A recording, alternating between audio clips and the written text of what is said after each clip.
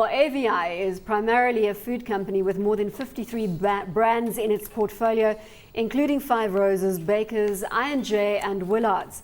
It also has a shoe and clothing brand and a beauty products portfolio. AVI has a market cap of 20 billion rand, a price to earnings ratio of 18 and a dividend yield of 3.7%. And let's start with the shoe affinity here. Yes. I know that you've often commented on the shoe side of things. Well, it's an interesting story because back in the day, Anglo-Val Industries, which is what this thing used to be called, now AVI, under the Menel and Hersov families, it had a range of different investments. And under the stewardship of Angus Band and Simon Crutchley, they've really sort of winnowed it down to the food stuff.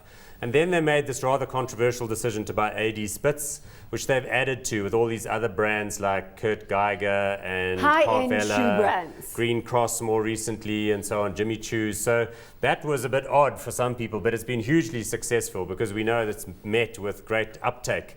And those enormous stores like the one in Sandton City where everybody goes. So that's been very successful. And interestingly, some of the food brands have in fact now looked like they might be, destined for disposal. I wonder sometimes whether Irvin & Johnson, the fish business, isn't something that the management team would like to get rid of because it's got very cyclical earnings compared to the reliable shoe business. Do you like the story? Again, the market has traded this one up to current levels. Are we sitting at an all-time high on AVI? Well, very close to all-time high. It's been the darling for the last year and a half. A lot of people are buying it instead of Tiger brands. That seems to have shifted slightly. And AVI, I think it's a little bit pricey at these levels, even though they get very good margins in that shoe business. I think it's a little bit price heavy at the moment. I'd rather be buying Tiger brands. Could it be the focus of corporate action at market cap of 20 billion? About 2 years ago, Tiger tried to buy them, and then there was an ambivalence. The competition authorities signaled they wouldn't be all that comfortable with that, so it kind of got shelved and never happened. But what's interesting about this one is that they've got less of the basic foodstuffs.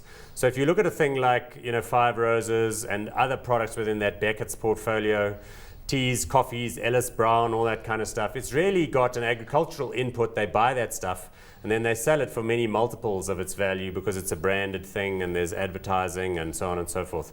So really they're a brand provider, and that's the global success story. If you look globally at companies like Kraft and Sara Lee and so on, that's the way you go, because that's how you get people buying your product over that of your competitors. And then they've added that on to all these other things. So for me, they're kind of already there. They're South Africa's sort of leading brand-specific company. They've got House of Coffees, all that other stuff. Can they keep the momentum up, though?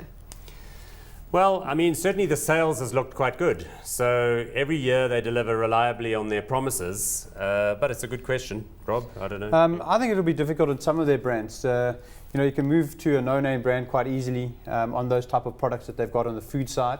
We'll have to see if Massmart comes in and starts producing, Walmart comes in and starts bringing new brands on board. Maybe they'll have a bit of a tough time selling those brands. So I think they're slightly fully priced, as I said before. The other thing that we've got to take into consideration here is if the ultimate end consumer comes under pressure.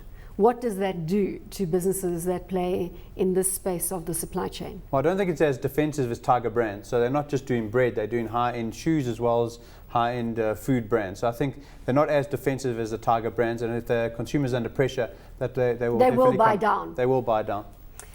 Hot or not on AVI? I'm happy to still give it the hot. I think there's going to be ongoing. You got out and on the constant, right side of bed today, did you? The ongoing constant, new household formation, jobs in the public sector, jobs in retail, finance. This economy is growing, and there is credit available for new middle-income homes and households. So why not? More to the north. Rob, hot or not on AVI? I'm not hot at the moment on AVI. Not hot. Not hot.